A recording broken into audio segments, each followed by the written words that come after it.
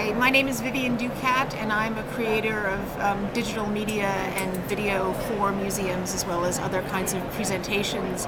I guess museums have always played a big role in my life. I grew up in New York. I went to art classes at the Metropolitan Museum. I had a mother who was obsessive about museums sort of as shrines. I guess I think museums have gotten friendlier in part because I watch my own kids' digital media sort of being a place that you can go to and something familiar as opposed to walking through their hallways and being quiet and having guards chase you out or chase you away.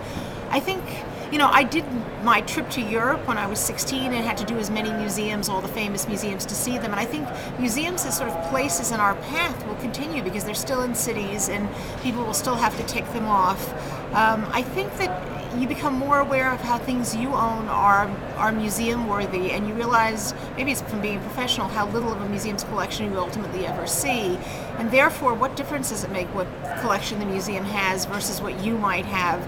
I think my own interpretation of what's in a museum, my own history of experience going there, is being made as valuable almost as the object itself. I think curators may shudder hearing something like that, but I think perhaps.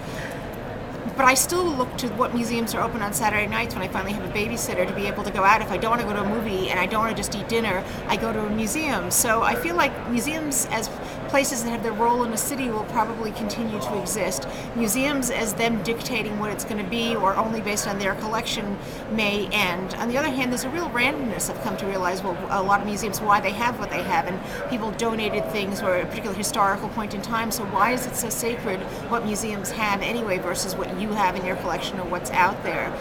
So I actually think it's probably a good rethinking what goes on, and maybe there'll be more kinds of people who won't have the class fear of coming into a museum, who might be more able to go in there now than ever before.